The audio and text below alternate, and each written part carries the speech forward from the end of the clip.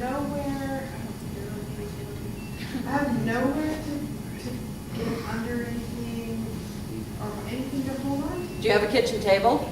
No. Do you have a desk? We're the same, we're the same. We still got doorway. Okay, so then, okay, so let's talk about doorways. So I can't get under it. Let's talk about doorways. When I was a kid, everybody told me to go to a doorway. Not when I was a kid, because, well, yeah, I was a kid in Illinois, but I remember them telling me that. Actually, my first earthquake was in Champaign-Urbana, Illinois, believe it or not. Okay, doorways, if it's a load-bearing wall, that means if it's one of those walls, and construction people help me out here, please, but if it's a wall that is needed for the structure to stay up, and not just a wall that somebody built after the structure was created, just to divide two rooms into, if it's a load-bearing wall, then that doorway is a good place to be. Dropping, covering, and holding. Then if you don't have any of those places, then you have to make a plan. Take a look at your building, take a look at your house, take a look at your apartment, figure out what's going to be the best for you the next time. I guess I could be kidding. It could be that the best shot for you is if you have a hallway, to the end of the hallway if it's load bearing. Yes? I read somewhere, and I don't know, you can verify it. A good place to be is to lay right beside your couch on the floor. Your couch is going to catch debris that falls down. I'm glad you brought that up because that's called the triangle of life. And that is not what we want our people in the United States to do. That triangle of life was developed by, I forgot his name, but it has to do with third world countries. And the way those homes are built, and a lot of times the walls are going to do a lot of collapsing. And so you get next to something like a couch, and it may be that the wall will collapse, again, putting you in that triangle. It is not what we teach here in this country because of the way that our buildings are constructed. The couch, I would say getting next to a load-bearing wall is much better for you than relying on that couch. Okay? So what your initial reaction to the earthquake is, sometimes it's flight or fight. You know the flight or fight? But what you want to start telling your body is drop, cover, and hold until it's done. And again, if you can't find a place to do that in your house, then figure out a place. Yes? What I was going to let people know is if you do not know your house well enough to know where the load-bearing walls are, you can go to the place that holds all the records. County records? Yeah. A recorder's office. And they'll be able to show you where the load-bearing walls are in your house.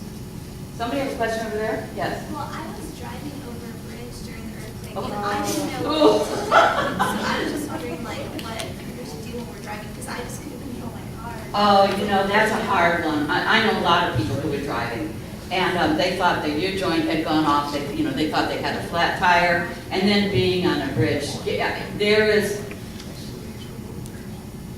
nothing specific I can tell you about that, other than try to keep control of your car, and unless something's blocking your way, get out of the bridge. So should we just stop driving?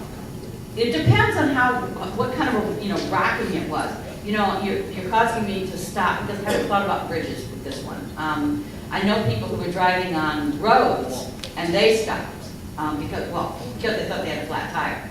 But if you can't keep control of your car, then stop. Yes. Anybody else? Think about bridges. Do you know if they have checked out our bridges, especially the one Tompkinsville that fell because they're going over them? There's rough. You can feel the one coming into Fortuna or into Eureka. That is, I don't know where it's at, but I went over it and there's a clump when you go over it, and I don't remember that ever being there. Well, I haven't heard, read reports about what they've done with the bridges. My expectation, and I think this is a good expectation, is that they've checked them out. But if you have any questions at all, call the county and ask them. If I can pinpoint exactly where it was, Yeah. I don't remember. I think they have to do all that. They have to, right. That's what I thought too. Yeah. What's important with the county is that they have to know where all the damage was, because if they can get money from the state or from FEMA, from other locations, if it reaches a certain threshold. And there are different thresholds for different types of damage. So there's a threshold for county infrastructure like the road, There's one for privately owned buildings, and there's another for homes.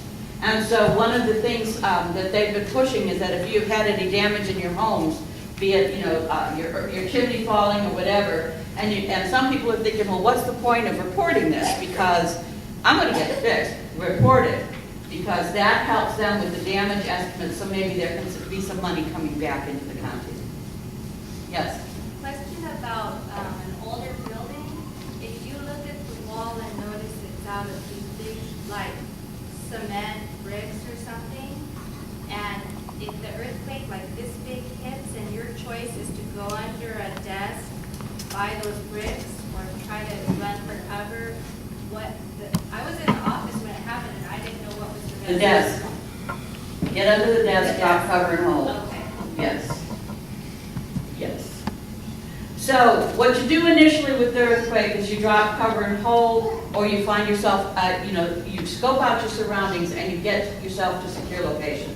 Either it's under a doorway, load-bearing doorway, or, in any, if something happened right now, that piano looks really good to me. But there's also places underneath these benches. If you can't get down that far, then scoot yourself down and cover your head. Okay? You see what I'm getting at? Rather than everyone trying to get out through those doors and those doors, that door and that door. And when the rocking and rolling stops, then you get out. So after the, yes? I would think that Caltrans would probably have some information on the bridges too. Oh, yeah, you're exactly right, Caltrans. Yes. What if you're hiking like on the coast or at the ocean, a place where you're not really in the infrastructure because there's... Well, that is, so we are in an area of the country that can experience tsunamis. So that one did not trigger a tsunami. If I was walking on the coast, I would be hightailing it inland if there's any strong earthquake. Yeah, I've heard it's strong enough to knock you off your feet. Right. And the chances of a tsunami are great. The chances of tsunami are very great at that point in time. I totally agree. Not get in your car. I need you to speak up. To not get into your vehicle? Get yourself inland. Get yourself inland. And what happens a lot, and different situations will create different kinds of scenarios. But something that they experience, especially in Eureka, you notice, by the way, I'm going to segue. When you have to cough or sneeze, always cough or sneeze into some cloth. Notice how I got that one in. You didn't see me going like this and coughing, right? Let's make this a habit. Okay, where was I?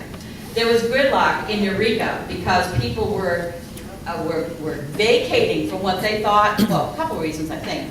They were vacating from what they thought to be tsunami zones, and they were also doing some sightseeing, okay? So many times the best way to get out of those danger areas is on foot. After you can get your footing. If it knocks you down, if there is an earthquake that knocks you down, there's a good chance that we are going to have a tsunami. Not 100% chance, but a good chance.